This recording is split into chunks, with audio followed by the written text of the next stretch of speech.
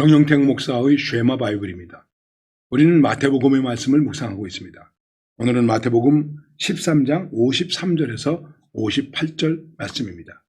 우리가 함께 드릴 찬양은 95장 나의 기쁨 나의 소망 되시며 나의 생명이 되신 주 하는 찬양이 되겠습니다. 예수께서 이 모든 비유를 마치신 후에 그곳을 떠나사 고향으로 돌아가사 그들의 회당에서 가르치시니 그들이 놀라 이르되 이 사람의 이 지혜와 이런 능력이 어디서 났느냐? 이는 그 목수의 아들이 아니냐? 그 어머니는 마리아, 그 형제들은 야고보, 요셉, 시몬, 유다라 하지 않느냐? 그 누이들은 다 우리와 함께 있지 아니하냐? 그런즉 이 사람의 이 모든 것이 어디서 났느냐 하고 예수를 배척한지라. 예수께서 그들에게 말씀하시되 선지자가 자기 고향과 자기 집 외에서는 존경을 받지 않음이 없느니라 하시고 그들이 믿지 않음으로 말미암아 거기서 많은 능력을 행하지 아니하시느니라. 예수님께서 많은 비유로 사람들을 가르치셨습니다. 아마 여기 기록되지 않은 것들도 많이 있을 것입니다. 그리고 그것을 떠나서 고향으로 오셨습니다. 그리고 회당에 들어가셔서 역시 사람들을 가르치셨습니다. 사람들이 예수님의 가르침에 대해서 놀랐습니다. 마태복음 7장에도 보면은 산상수훈의 마지막 끝에 가서 많은 사람들이 예수님의 가르침에 대해서 놀라는 모습을 봅니다. 이 지혜와 이 능력이 어디서 났느냐? 가르침도 능력입니다. 가르침은 지혜입니다. 이 지혜와 능력이 어디서 났느냐? 근데 이게 그냥 똑똑한 걸 말하는 것일까요? 많은 지식을 가지고 있는 것을 말하는 것일까요? 아닙니다. 예수님이 서기관이나 바리새인들보다 달랐다. 그것은 예수님의 가르침과 삶이 같았다는 것입니다. 바리새인들은 외식하면서 가르쳤습니다. 우리가 모르는 것 같지만 외식하고 위선하면 더 잘합니다. 앞에서는 듣는 척하지만 뒤에서는 손가락질합니다. 특별히 우리 교회의 지도자들이 그러지 말아야 됩니다. 우리가 위선하지 말아야 됩니다. 그런데 옛날에 우리 믿음의 선배 가운데서 이렇게 말씀하신 분도 있습니다. 위선이 그립다. 위선으로라도 좀 선하게 사는 것 같은 모습이 있었으면 좋겠다 하는 그런 얘기입니다. 여러분 어떻게 공감되십니까? 위선으로라도 좀 선을 했으면 좋겠다 그런 얘기죠. 그런데 예수님에겐 위선이 없었거든요. 예수님은 가르침이 삶이요 삶이 가르침이었습니다. 예수님은 우리를 가르치셨는데 예수님 자신이 교과서예요. 예수님 자신이 모범이에요. 그럴 수만 있으면 얼마나 좋겠습니까? 여러분 흉이 되리라고 생각하시는지는 모르겠습니다만은 제가 열심히 이렇게 지금 유튜브를 통해서 여러분들에게 말씀을 하기도 하고 교훈을 말하기도 합니다. 혹시라도 저를 아는 분이 너나 잘해.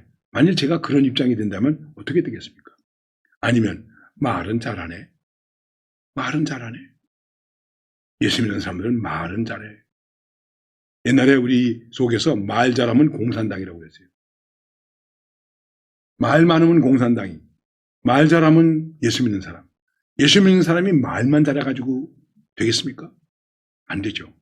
예수님은 가르치시는 것만 잘하는 것이 아니라 그것이 실제로 능력이었다는 거예요. 삶 속에서 그대로 보여지고 행해지고 본이 되는 능력이 되었다는 것입니다. 그런데 이 사람들은 이렇게 생각하면서도 근데 목수의 아들이 아니냐? 요셉 목수의 아들이죠. 우리 같은 거네. 그리고 그 어머니는 마리아, 형제들은 야고보, 요셉, 시몬, 유다. 예수님의 형제들이 있죠. 어떤 데서는 이것을 가지고 마리아는 예수님을 성령으로 잉태해서 낳은 이후에 혈육적으로 아기를 낳지 않았다. 이렇게 얘기하는 분들도 혹시 있습니다. 그런데 오늘 성경에는 분명히 그 형제들은, 즉 예수님의 형제들은 야고보, 요셉, 시몬, 유다라 하지 않느냐 하고 여기 예수님의 형제들을 분명히 언급하고 있습니다. 그러니까 예수님께서 성령으로 잉태되어서 태어나신 건 태어나신 거고 그 다음에 예수님의 동생들이 태어나는 것에 대해서 우리가 너무 예수님을 미화하는 것처럼 생각하거나 혹은 마리아를 너무 미화하는 것처럼 생각해서 형제들이 아니다, 뭐 사촌이다 이렇게 생각할 필요는 없습니다. 제가 또 괜히 필요 없는 얘기를 한 것 같습니다. 그들은 다 우리와 함께 있지 아니하냐? 그런즉 이 사람의 이 모든 것이 어디서 났느냐? 예수님에게 대해서 이해를 못하는 거예요. 뭐 우리하고 별로 다른 것도 없고 나은 것도 없고 훌륭한 것도 없는 것 같은데 우리하고 똑같은데 이게 뭐냐? 그러면 야, 그래도 우리 마을에 좋은 지도자가 있구나, 좋은 이웃이 있구나, 그런 것이 아니라 예수를 배척했다. 마태는 종종 예수님의 배척을 기록하고 있습니다. 특별히 사시던 동네에서, 고향에서. 그래서 고향에서는 대접을 받지 못한다. 그러나 고향 이외에서는 대접을 받지 못하는 것이 없다 하시고 거기를 떠나시게 됩니다. 여러분, 가깝다고 응원해 줍니까? 아닙니다. 우리는 가까운 사람이 뭔가가 되면 걔가 뭐 잘났어? 뭐 우리하고 같은데 뭐. 그 아무개 아들 아니야? 그 옛날에 뭐 하던 아들 아니야? 이렇게 우리는 오히려 비난하는 경우가 많이 있습니다. 그런데 이것은 왜 이렇게 될까요? 다시 한번 말씀드린다면 자기 편견에 사로잡혔기 때문에 그런 것입니다. 편견이 참 무서운 것입니다. 나사렛에서 무슨 선한 것이 나올 수 있겠냐? 저 마리아 아들 아니야? 근데 저기서 무슨 선한 것이 나오겠어? 이렇게 생각하는 것입니다. 뭐 우리하고 같은데 뭐 그렇게 대단하다고 그래? 그리고 배척했습니다. 배척한 것은 믿지 않았다는 것이죠. 거절했다는 것이죠.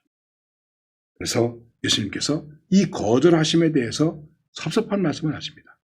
자기 고향 이외에서는 환영받지 않는 곳이 없는데 나는 고향에서 환영받지 못하는구나. 그리고 그들이 믿지 않음으로 말미암아 거기서 많은 능력을 행하지 아니하셨다. 이 말씀은 결국은 믿음 없음을 경고하시는 것입니다. 중요한 것은 이것입니다. 믿음이 있느냐, 배척하지 않게 되겠죠. 우리가 문둥이라는 말을 잘 씁니다. 문둥이. 그래서 흔히 경상도 문둥이 이런 말 하지 않습니까? 경상도 분들이 왜 문둥이겠습니까? 그게 뭐 그런 얘기가 있습니다. 저도 그냥 지나가면서 들은 얘기입니다. 경상도 안동 지역인가 아주 가난하게 살지만 열심히 공부하는 아이가 있었습니다. 근데 젊은 나이에 과거에 합격하고 집에 오게 되었어요. 그때 어머니가 나가면서 야, 너는 정말 글을 잘하는 아이로구나 하고 이 문동아 하고 자기 아들을 안았다는 것이에요. 그래서 그때부터 문동이 어리지만 글을 잘 알고 책을 많이 읽고 공부 많이 하고 그래서 과거에 합격한 문동이. 그런데 이 말이 나중에 이제 뭐 이렇게 좀 화자되다 보니까 나중에 이 문디야 뭐 이렇게 이제 됐다는 그런 얘기도 있습니다.